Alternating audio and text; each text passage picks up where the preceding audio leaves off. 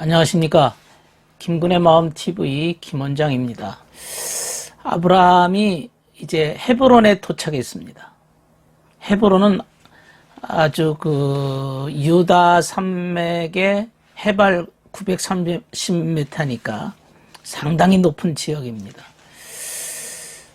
이 지역은 브엘세바에서 예루살렘 가는 그 중간에 위치한 고대 도시입니다.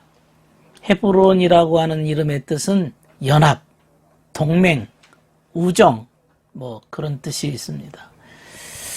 하나님은 이 아브라함을 헤브론에서 아브라함이라 이렇게 이름을 부르시고 여러 민족의 조상이 되어서 크게 번성하게 해주시겠다.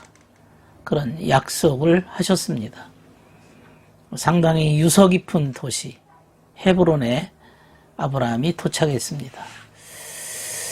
그 성경에 보면 아브라함이 헤브론에 있는 마므레 상수리 나무 숲에서 거주했다 그랬습니다.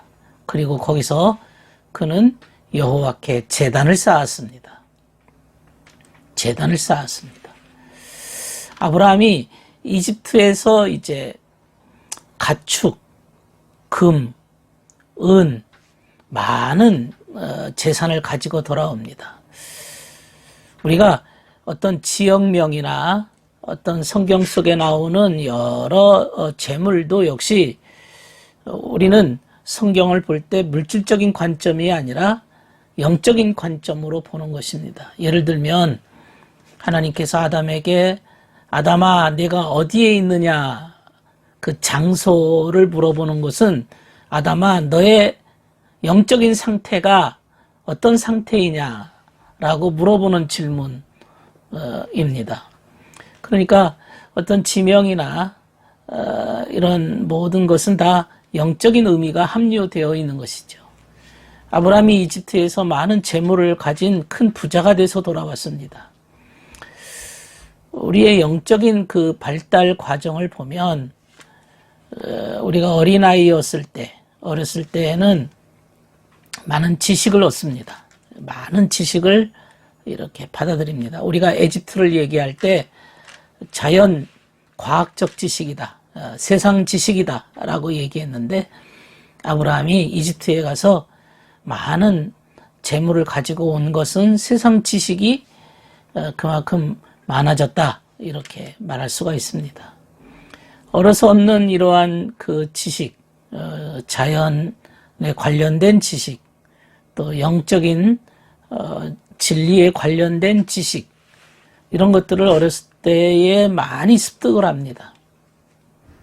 마치 아브라함이 이집트에 가서 많은 재물을 가져왔던 것과 같은 이야기입니다. 그래서 많은 재물을 가지고 가나안에 되돌아오는 것은 우리가 이제 세상 지식을 가지고 주님을 섬기기 위해서 이제 이것을 선용하는 거죠. 이렇게 사용하는 것입니다.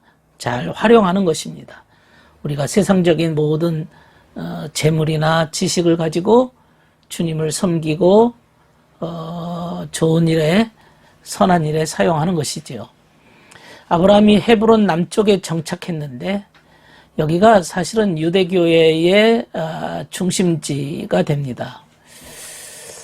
그 아브라함, 헤브론 이런 영적인 상태를 보면 헤브론이라고 하는 것은 어린아이가 이제 가진 어떤 순수함 그리고 하나님 말씀에 순종하는 상태를 상징하는 것입니다. 아브라함이 이제 마므레 상수리 나무 숲에 거주했다. 상수리 나무 숲에 거주했습니다. 그리고 제단을 쌓았다. 굉장한 거죠. 이 뭔 얘기냐면 점점 깊은 지각에 이르렀다는 것을 말씀하고 있습니다. 제단을 쌓았다. 이 말은 예배를 말씀하는 거죠. 예배라고 하는 것은 우리의 바울이 말한 대로 너희가 영적 예배 로마서 12장 1절 너희가 영적 예배를 드려라 이렇게 말씀하고 있습니다. 그 예배의 이제 삶을 사는 거죠. 예배라고 하는 것은 그저 말로만 하는 게 아니고 삶이 예배입니다. 우리의 삶이 곧 예배라. 바울도 그랬던 것이죠. 그래서 마무리 상수리숲이라고 하는 것은 깊은 지각을 의미합니다. 깊은 지각, 점점 깊이 있는 영적인 깊이 속에 들어가게 되는 것이죠. 깊이 있는 지각을 갖게 되는 것이죠. 그러면서 이제 지각이 자꾸 확장되고 증가되면서 내적인 깊이가 더해지고, 그리고 삶도 예배, 너희의 모든 행실도 다 예배지 않습니까? 예배도 신실하게 들었던 것이죠. 그러니까 내면 세계와 외적인 세계가 일치된 것입니다. 여기 헤브론이라고 하는 말의 뜻이 동맹, 연합이라고 했기 때문에 내면 세계와 외적인 예배의 삶이 이렇게 결합이 된 거죠. 어떤 사람은 삶은 없고 행위는 없으면서 내면 세계만, 머리만 가득 찬 사람이 있는데 그렇지 않고 아브라함은 그의 삶이 예배적 삶이다, 이렇게 말할 수가 있습니다. 그러니까 속사람과 겉사람이 하나 된 거죠. 사실 사도 바울도 내 속으로는 하나님의 법을 즐거워하지만은 겉으로는 죄의 법을 섬긴다 하면서 고민과 갈등을 하지 않았습니까? 아브라함은 헤브론에 머물렀다라고 하는 것은 그의 삶이 순종하는 삶, 그러면서도 지각은 점점 뛰어나는 삶, 이렇게 말할 수 있습니다.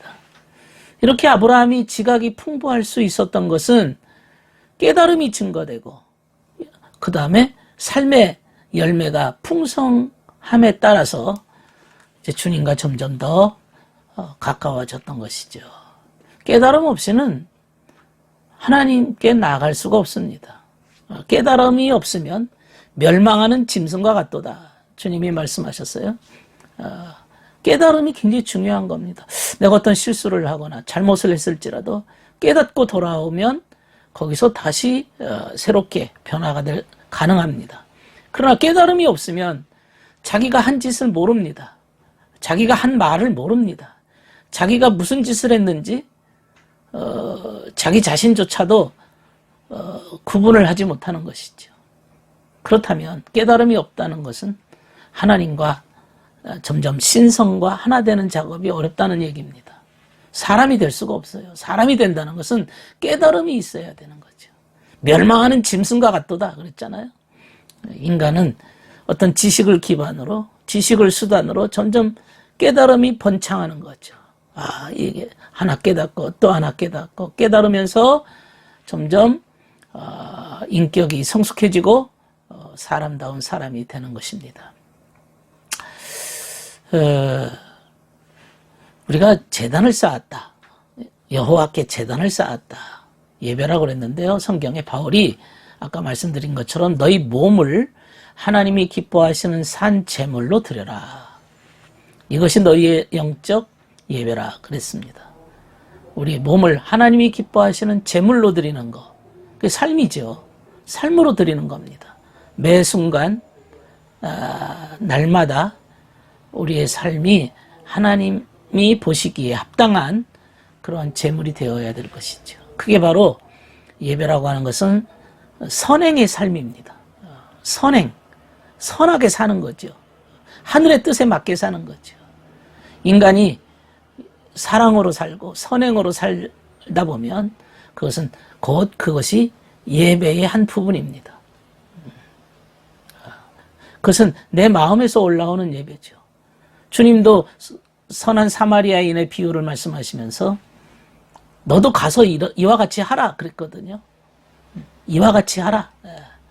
우리가 이렇게 마음속에 하나님을 사모하고 하나님을 사랑하는 마음과 거기에 일치되게 삶에 순종하는 형태가 하나가 됐을 때 진정한 영적 예배가 되는 것이죠. 예. 그렇게 해서 사람은 거룩해집니다. 마음도 거룩해집니다. 그의 삶이 거룩해집니다. 이것은 인간의 힘만으로는 가능하지 않습니다. 하늘의 지식을 받아서 깨달음이 풍성해질 때 깨달음으로 그의 그릇이 점점 만들어지면서 거룩한 상태가 이루어지는 것입니다. 이 거룩한 상태, 주님께서 그 사람의 마음속에 이루기를 원하시는 상태입니다. 이후에 다윗이 그 남쪽 지역의 백성들을 위해서 헤브론에서 왕으로 추대됩니다. 그리고 다윗은 헤브론에서 7년간 통치했습니다. 그리고 또한 야곱이도요, 147세에 죽었는데 그의 시신이 이제 헤브론으로 옮겨졌습니다. 그리고 아브라함, 사라, 이삭, 리브가, 레아가 이 안장된 막벨라 동굴에 거기에 안치가 되었습니다. 헤브론입니다. 그러니까 헤브론은 그 신앙의 영웅들의 그 무덤이 있는 장소죠. 무덤이라고 하는 것은 부활을 대기하는 것 아닙니까? 죽음이라고 하는 것은 이제 저 세상으로 이전하는 것이죠. 성경에 이 장사 지냈다라고 하는 것은 새로운 시작을 알리는 거죠. 새로운 시작을 알리는 것이죠. 이 헤브론이라고 하는 것은 영적인 순종과 속사람과 겉사람의 일치, 그 다음에 거기서 하나님의 제단을 쌓았다. 이런 것은 굉장한 아브라함의 영적 지각의 성장과 더불어 삶도 이렇게 성장하고 있다는 사실을 알려주고 있습니다. 우리도 이런 아브라함의 과정이 필요하다고 여겨집니다. 그렇게 돼야 될 줄로 믿습니다. 들어주셔서 감사합니다.